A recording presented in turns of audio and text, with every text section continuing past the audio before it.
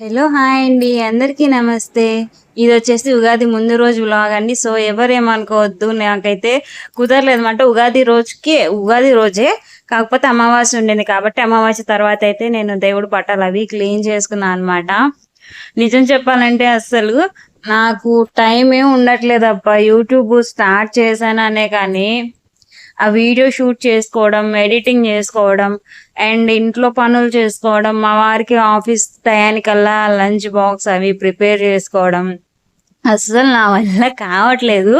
కానీ అలవాటు అయిపోయింది యూట్యూబ్. అండ్ ఎంతో కొంత ఇన్కమ్ వస్తుంది కదా, అంటే వేడి నీళ్ళకి చన్నీళ్ళు తోడు అన్నట్టు ఆయనకు వచ్చే శాలరీ కాకుండా నేను ఇంట్లోనే ఉంటూ ఏదో ఒకటి చేస్తూ కొంచెం ఇంట్లోనే యూట్యూబ్ ద్వారాగా మనీ ఎర్న్ చేసుకుంటూ ఉంటే వేడి నీళ్ళకి చన్నీళ్ళు తోడు అన్నట్టు ఇప్పుడున్న ఖర్చుల్ని అండ్ ఇప్పుడు పిల్లలు లేనప్పుడే మనం ₹1 దాచిపెట్టుకోవాలి. పిల్లలు పుట్టాక మనం అసలు దాచిపెట్టలేము. ఎందుకంటే మనకు ఖర్చులు ఎక్కువైపోతాయి. ఖర్చులతో కూడి అండ్ పిల్లల్ని స్కూల్కి పంపించడం, వాళ్ళకి బట్టలు, వాళ్ళకి హెల్త్ ఇష్యూస్. పిల్లలంటేనే హెల్త్ ఇష్యూస్ ఖచ్చితంగా వస్తాయి. వాళ్ళు ఒక 5 years వరకు కూడా మనం చాలా జాగ్రత్తగా ఉండాలి అసలు. అందుకనే ఇట్లా యూట్యూబ్ పెట్టాను. బట్ ఈ యూట్యూబ్ చేద్దామంటేనేమో నాకు టైం ఉండట్లేదబ్బా. అసలు నిజం చెప్పాలంటే రోజంతా ఇంట్లోనే ఉన్నాను అని అనిపిస్తది. కానీ నేనేం ఖాళీగా ఉండను. ఇంట్లో ఎప్పుడు వర్క్ ఉంటూనే ఉంటది, ఏదో ఒక వర్క్. కానీ అందుట్లో ఈ వీడియోస్ ఎడిటింగ్ చేసుకోవడం, అప్లోడ్ చేసుకోవడం, మళ్ళీ అది వ్యూస్ రాకపోతే అబ్బా ఏంటి ఇంత కష్టపడి చేశాను కదా, దీనికి ఎందుకబ్బా ఈ వ్యూస్ రాలేదు అని చెప్పేసి బాధపడటం అట్లా ఉంటదన్నమాట. కానీ ఈ మధ్య ఫస్ట్ లో కన్నా ఇప్పుడు నా వీడియోస్ కి మంచిగా రీచ్ వస్తుంది. ఎందుకంటే ఫస్ట్ లో నా ఒక్క వీడియో పెట్టినప్పుడు ఒక్కటే నెంబర్ నుంచి ఇప్పుడు 3 digit వరకు అయితే వెళ్ళినాయి అనమాట.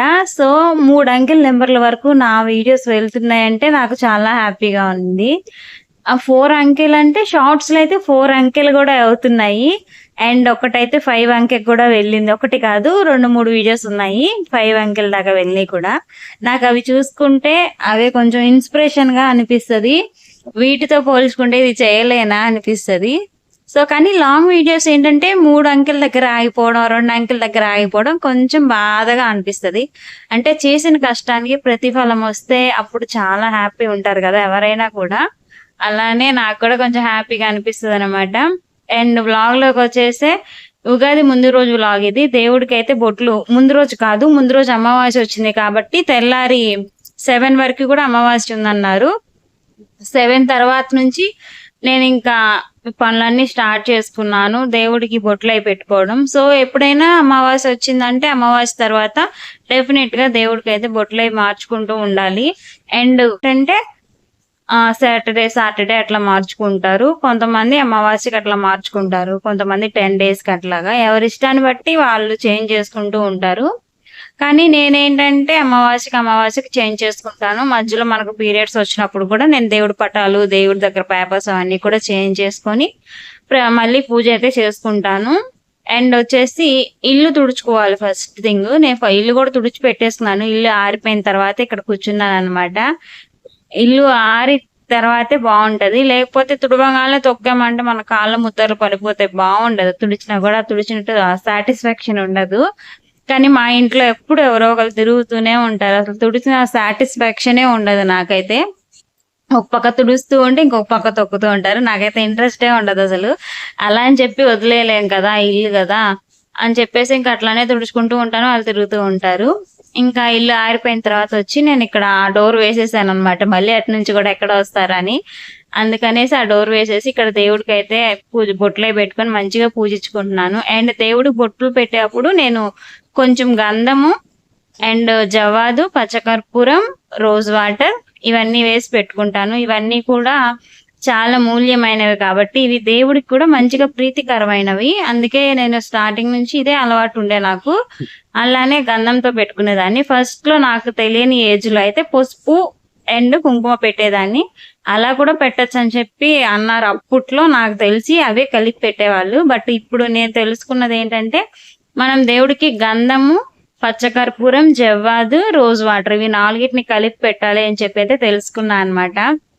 ఏంటంటే మనం చేసే పని మనస్ఫూర్తిగా చేయాలి. అది తప్పు అంటే మాత్రం చెయ్యొద్దు. అది కరెక్ట్ అనుకుంటేనే చేయాలి. ఏదైనా మనం నమ్మితేనే చేయాలి కానీ, నమ్మకం లేకుండా అయితే ఏది చేయకూడదు.